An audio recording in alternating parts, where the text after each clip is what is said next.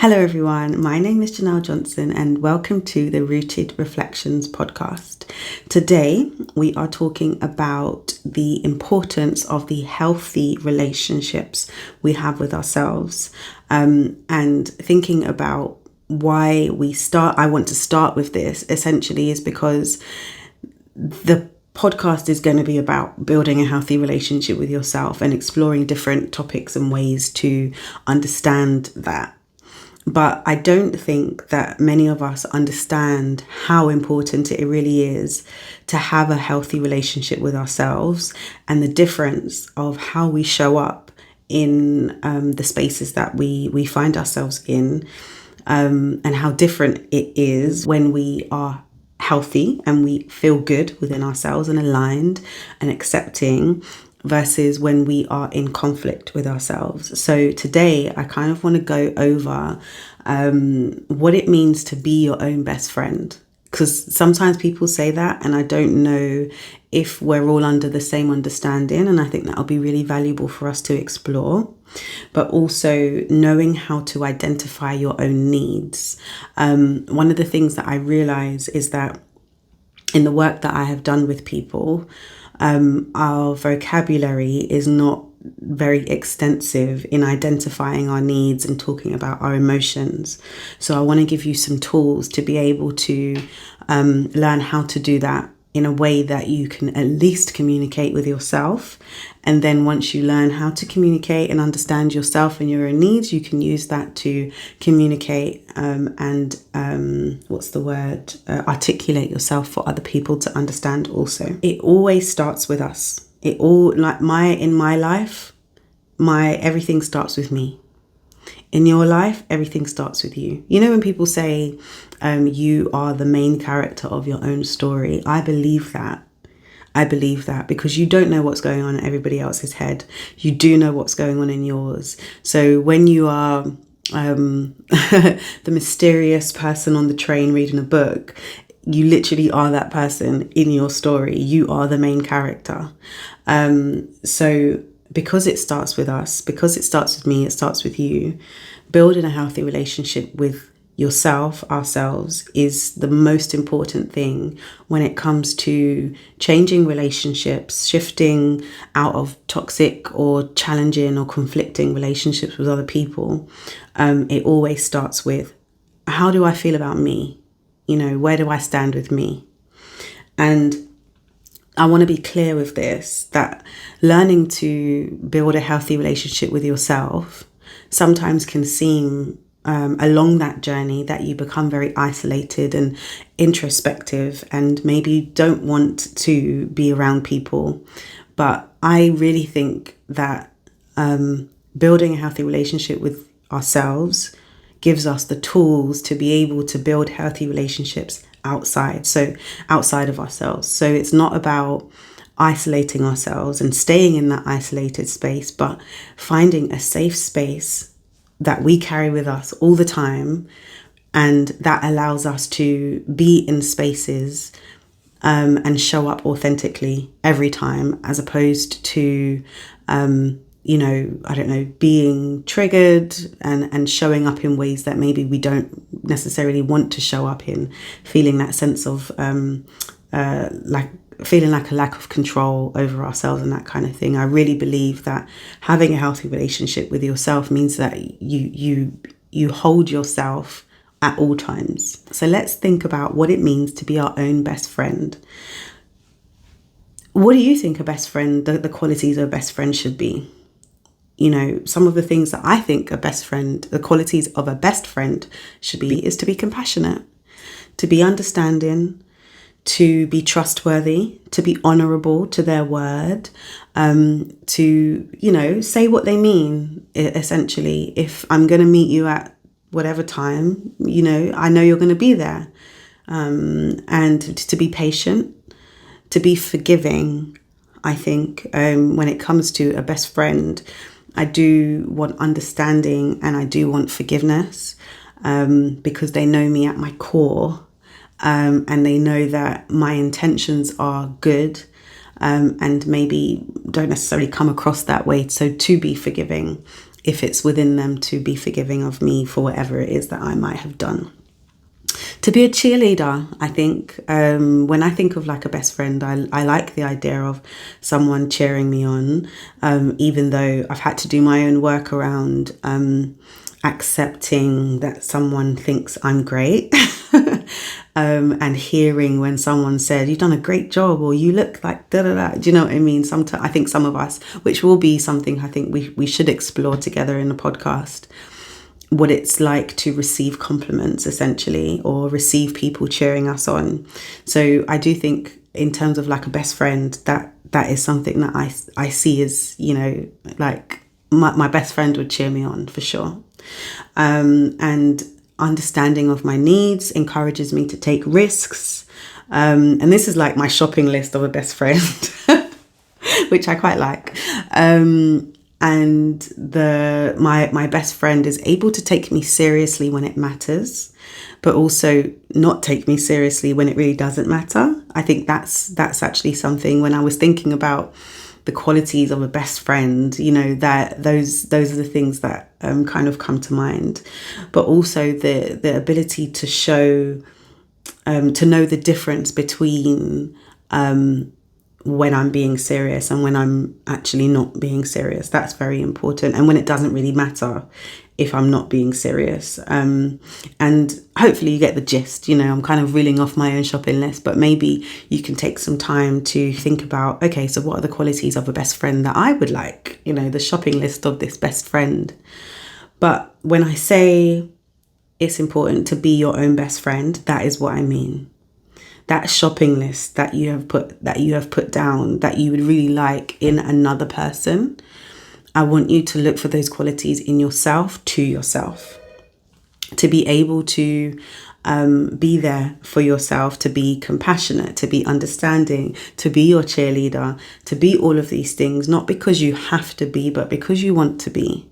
Because actually living in the space between you and you, you know, that's where it feels best. That's where it feels most comfortable. So again, I know that sometimes it can feel draining, especially if you don't have safe spaces outside of yourself. But I want to reiterate that if you're able to give these things to yourself, there is something that comes with that in terms of what you're willing to accept or not accept from other people as well. So that's kind of like a sidebar, but just think about the importance of having a healthy relationship with yourself, and how that, and being your own best friend essentially, and how that radiates outwards to the type of relationships you include yourself in when you're navigating the world essentially. So I touched on before about your best friend knowing your needs. So what are your needs? So I mentioned before that one of the things I think sometimes people find quite difficult is being able to articulate what is going on for them, what their needs are, what their feelings are. And again, your best friend, I would hope, especially being a best friend to yourself, would be able to understand what your needs are and will be able to support you to find out what they are if you don't know, essentially.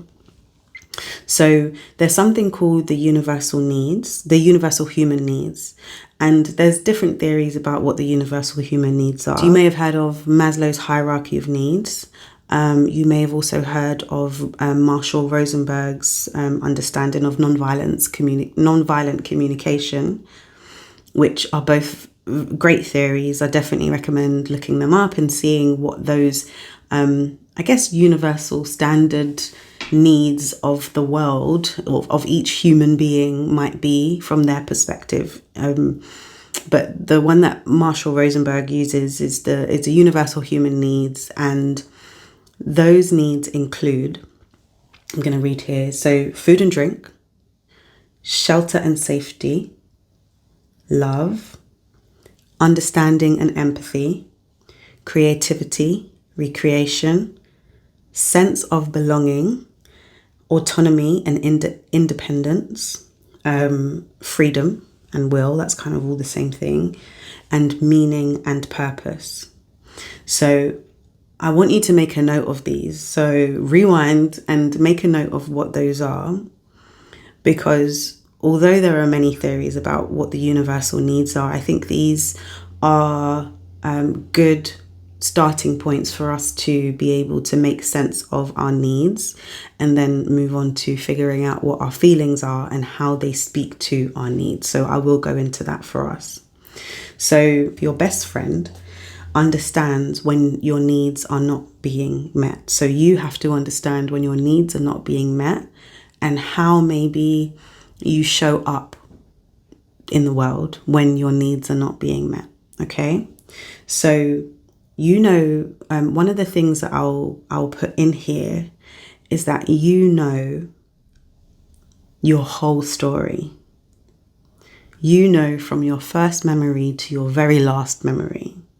You are the only one who sees it the way that you see it. And yeah, there might be people who have experienced certain things at the same time as you, but they are not going to see it from your point of view, which I think is really important to keep in mind. So when it comes to being your own best friend and understanding your needs, that comes from realizing that you weren't born today, you weren't born yesterday. There is a story behind the reason why you have these needs that go unmet, and also a story as to why you don't know how to get them met. So I really want to encourage you to give yourself grace, find compassion for yourself, find understanding for yourself. One of the things that I realize actually is that sometimes when I ask clients, if your friend was going through the same thing, what would be your advice? And it's usually, the advice is usually very understanding, very loving, very compassionate. And, to say, don't worry, you can try again, for example. But then when it comes to ourselves, we're quick to criticize. We're quick to reel off all of the reasons why you don't deserve forgiveness. And we're quick to be like, yeah, you deserve this. And, all of that kind of stuff. So again, going back to the importance of being your own best friend and a best friend to yourself, I want you to be able to offer yourself the grace, the understanding, the compassion that you would offer to someone who you really, really love, regardless of whether it's your friend, regardless of whether it's a family member or whatever. I want you to turn that inwards and give yourself the same level of compassion that you would do to someone that you really care about. And so, like I mentioned, one of the things that I found is that the lack of vocabulary really trips us up.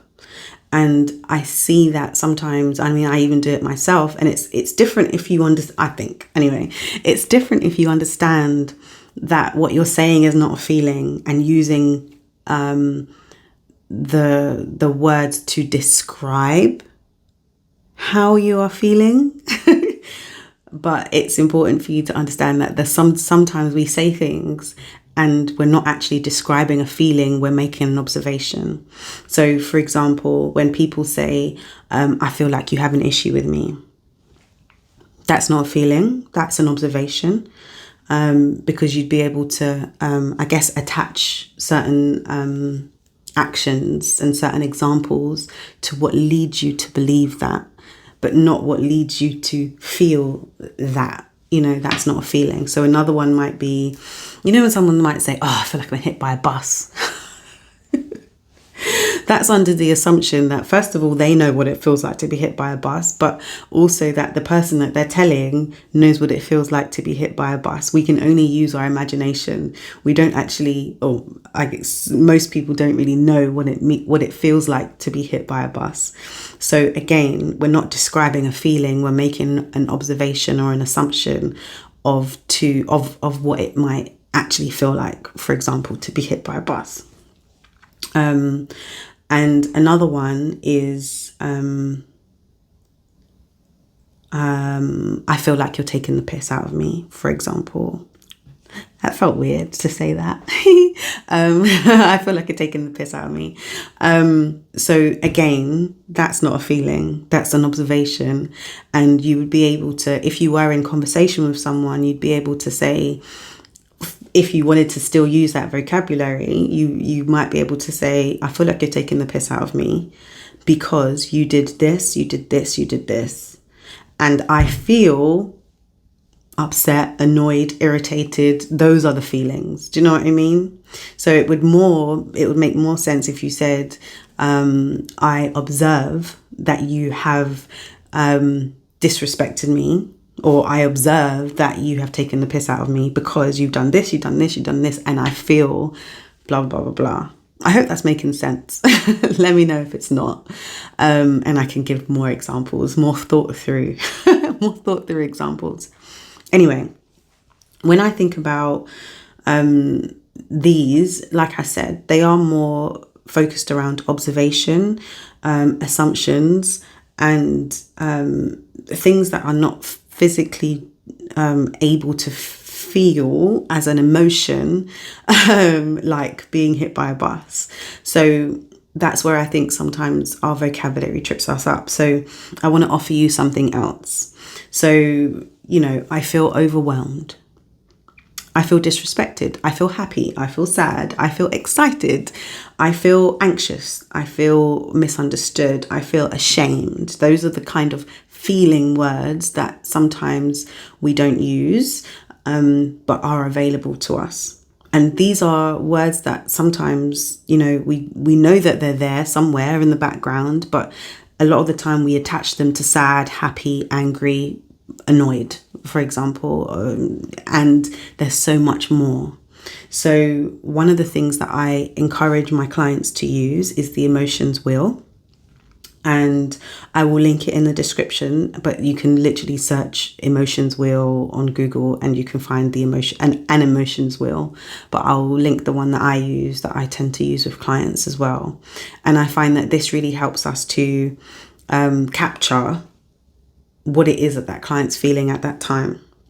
So, like I said, the vocabulary helps us to be able to articulate ourselves, and it's great if you can use it with other people, but I want you to start to use it with yourself first so that you can start to understand what's going on for you, as opposed to trying to articulate it with other people being like, that doesn't make sense. Get to know yourself and talk to yourself first, and then you can, put it out there to other people who want to understand you as well, or you want to understand you. Okay. So this for me is one of the major keys to be able to understand what your needs are. So going back to the food, shelter, autonomy, creativity, meaning and purpose, and sense of belonging, those kind of things. And then being able to couple that with, okay, so what is it that I'm feeling that speaks to one of those needs being unmet? Now, let me know that I'm making sense, because I tend to ramble on a little bit, and, I want to make sure that I'm being clear. Okay, so being self-aware means that you can be fully accepting of the here and now. Okay, so if I give you I'm going to give you two examples of times when maybe needs are going unmet. And I want you to tell me after each one, not necessarily tell me, but I will tell you. Just think about what need is going unmet, just so that we can use some working examples. Okay, so let's say you start a new job and you realize that you are the only Black woman in a predominantly white workplace. So despite you having all your skills, despite you being very capable, despite you getting the job fully based on your expertise, within that workplace, maybe you experience microaggressions. Maybe you are overlooked for opportunities and you're not really sure why. You haven't ever experienced anything like this before. And maybe there's insensitive jokes. Maybe there's, things going on in the office that you're like, I don't really understand that. Think about this, and this would really, to my understanding, personal experience as well, create a sense of isolation, making it difficult to integrate into the workplace culture. So that's definitely been a thing for me. And it was only after years of working on myself that I was like, I am actually amazing. I didn't go that far, but once I started to have a healthier relationship with myself, me being the only black woman in the building didn't matter to me as much, because I completely understood myself. But there was a need that was going unmet. And if you haven't already kind of figured it out based on what I was saying earlier, the need going unmet was a need for a sense of belonging. Because if, for example, there was a group like more black people, for example, in the workplace, you probably, in most cases, some cases, would naturally gravitate towards the group of other black people, or the group of other people who are of color of some sort. So that would have fulfilled your need for that sense of belonging. For example, because you would have been feeling vulnerable, isolated, and if you had turned all of that inside into you, it would have really challenged your self-worth. So having a healthy relationship with yourself would mean essentially making sure that you are in tune with what's going on for you, and recognizing that sometimes it's not about you. it's not you are not the problem, essentially, sometimes. But you can see, based on the environment, why maybe you start to feel that sense of isolation, why maybe you start to feel that low self-esteem, because actually your need for that sense of belonging is not being met. And then you can take the steps to get those needs met, for example. Okay, cool. So one more would be maybe sometimes in relationships, there's one particular person who makes all the decisions.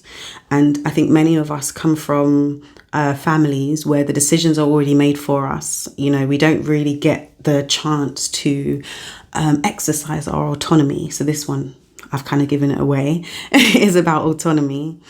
But if, for example, you go from, like I said, a family that have always, or parents that have always made decisions for you, and then go into a relationship where all the decisions are made for you, you can lose that sense of independence. To be able to make a decision for yourself feels like the hardest thing ever. And I've definitely been in those situations, and will definitely go into those reflections later down the line. But sometimes the lack of choice can leave us feeling really depleted. It can leave us feeling a sense of resentment. It can leave us feeling withdrawn from playing an active role in certain things, because it's just like, well, what's the point? Do you know what I mean?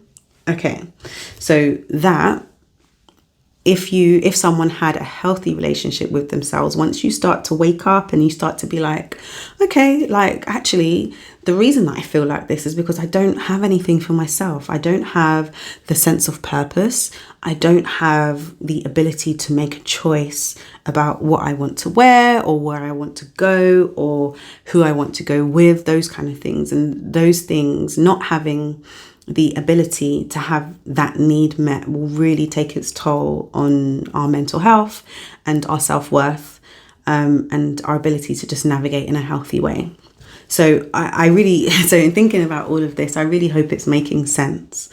And I want to reiterate the importance of having a healthy relationship with yourself, because the person who is in a workplace, which is predominantly white, for example, and they are a black female, if that person has a healthy relationship with themselves, they will be able to see, oh, this doesn't feel right. There's something not right here.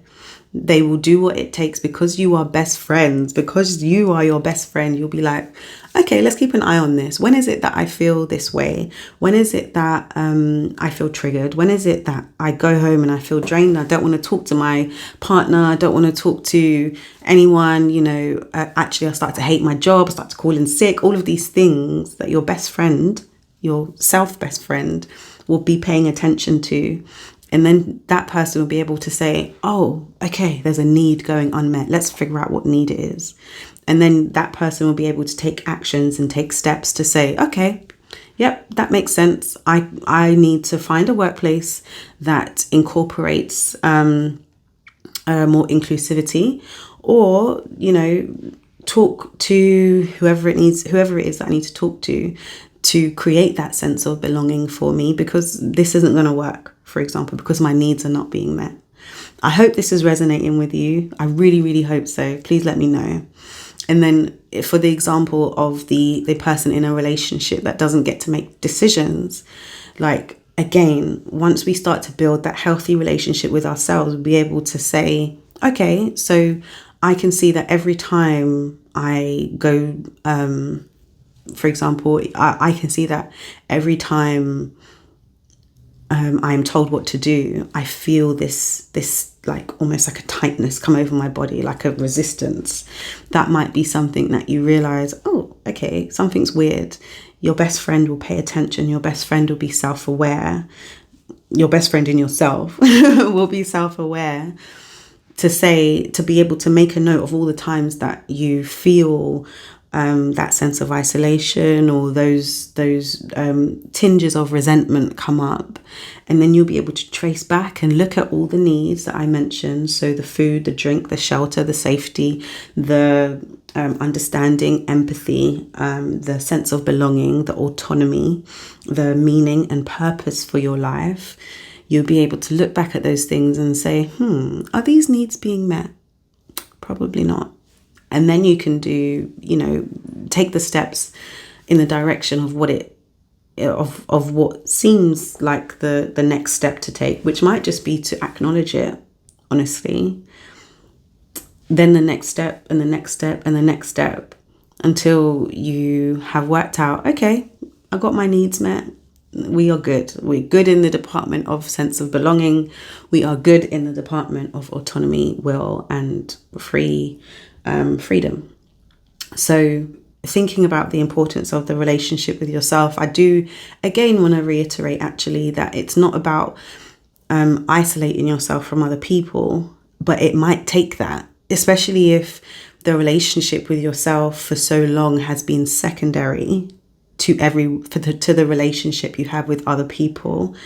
You might find there needs to be a period of isolation, a period of hyper focus on yourself, so that you can start to build healthier relationship with yourself. And then you can reemerge and be like, right, okay, now I have authentic attention to give. Now I have authentic, full, genuine love to offer to people who I share my space and time with, as opposed to that doing things from a place of fear, guilt, shame, or obligation.